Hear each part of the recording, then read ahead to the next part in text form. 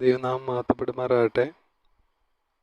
ഒരു ചെറിയ വചനഭാഗം നിങ്ങളുമായി പങ്കുവയ്ക്കുന്നതിനാണ് ഇന്നിവിടെ വന്നിരിക്കുന്നത്.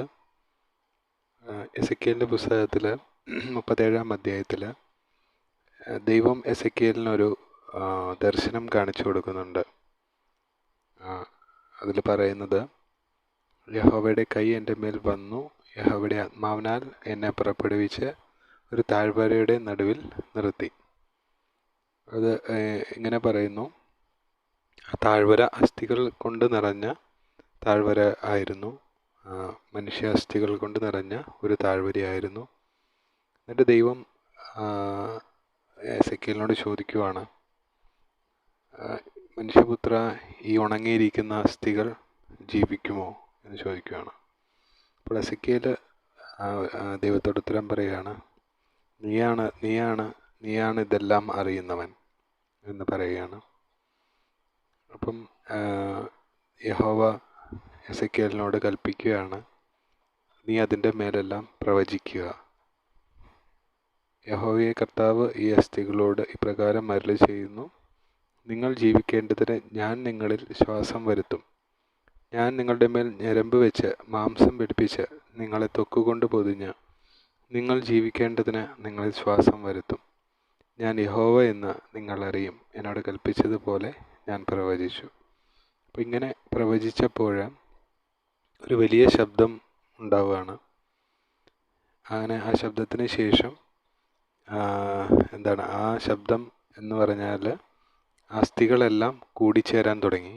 ആ നിലത്ത് കിടന്നിരുന്ന അസ്ഥികളെല്ലാം പരസ്പരം കൂടിച്ചേർന്നു. അതിനുശേഷം അതൊരു സ്കെൽറ്റനായി, ഒരു അസ്ഥികൂടങ്ങളായിട്ട് അതെല്ലാം മാറി അതിൻ്റെയൊക്കെ ഓർഡറിൽ വന്നു.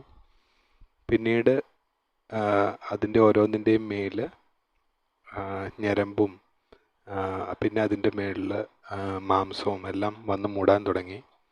അവസാനം അതിൻ്റെ പുറത്ത് ത്വക്ക് വന്ന് അതിനെ കവർ ചെയ്തു. അപ്പം എല്ലാ ഉണങ്ങി വരണ്ട് മുറിഞ്ഞ് മാറിക്കൊക്കെ കിടന്നിരുന്ന അസ്ഥികൾ ഒരു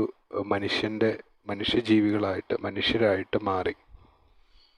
പക്ഷേ ഒരു കുഴപ്പമുണ്ടായിരുന്നത്, അതിന് ജീവനുണ്ടായിരുന്നില്ല.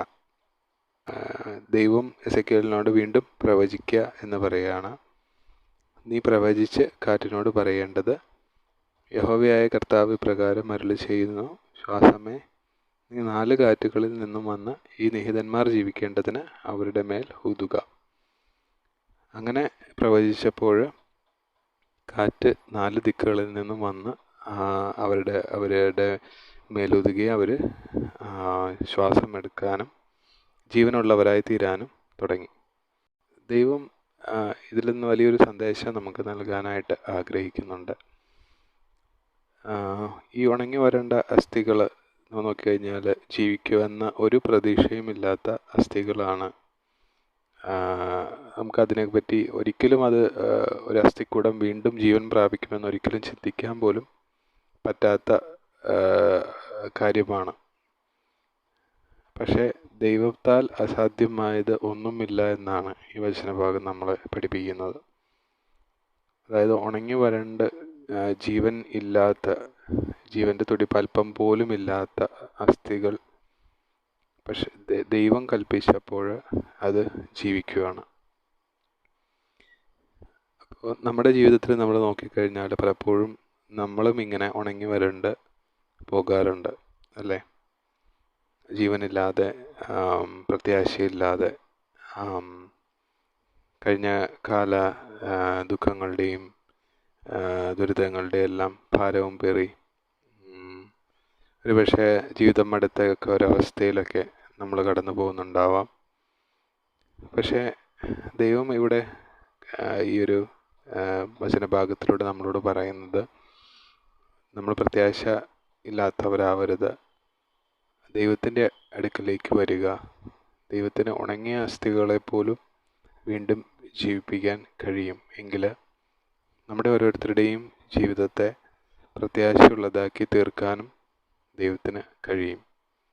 നമ്മളെ ജീവനുള്ളവരായി, നമ്മളെ മാംസവും ഞരമ്പും രക്തവും ഉള്ളവരായി ദൈവത്തിനു വേണ്ടി ജീവിക്കുന്ന വലിയൊരു സൈന്യമാക്കി മാറ്റുവാനായിട്ട് ദൈവത്തിന് കഴിയും. നമ്മൾ ചെയ്യേണ്ടത് ദൈവത്തിൻ്റെ അടുക്കിലേക്ക് വരികയാണ്. ദൈവത്താൽ അസാധ്യമായത് ഒന്നുമില്ല എന്ന് ഈ വചനഭാഗം നമ്മളെ പഠിപ്പിക്കുന്നു. എന്തെങ്കിലും തരത്തിൽ നമ്മൾ ഉണങ്ങിയിരിക്കുകയാണ്, വരണ്ടിരിക്കുകയാണെങ്കിൽ നമ്മളെ ജീവിപ്പിക്കുന്ന ജീവ നദിയായ ദൈവത്തിൻ്റെ മുമ്പിലേക്ക്, യേശുവിൻ്റെ അടുക്കിലേക്ക് ഓടിച്ചെല്ലാനായിട്ട് നമുക്ക് കഴിയട്ടെ. ആ ജീവജലം തരുന്നവൻ യേശു ക്രിസ്തുവാണ്. നമുക്ക് വേണ്ടി പാപയാഗമായി തീർന്ന് നമ്മുടെ അകൃത്യങ്ങളും തെറ്റുകളും എല്ലാം കാൽവരി കുരിശിൽ ചുമന്ന് നമുക്ക് നിത്യജീവൻ തന്ന ദൈവമാണ് യേശു. ആ യേശുവിൻ്റെ അടുക്കൽ വരുന്നവൻ ഒരു നാളും ദാഹിക്കുകയില്ല എന്നാണ് വചനത്തിൽ അവൻ തന്നെ പറഞ്ഞിരിക്കുന്നത്.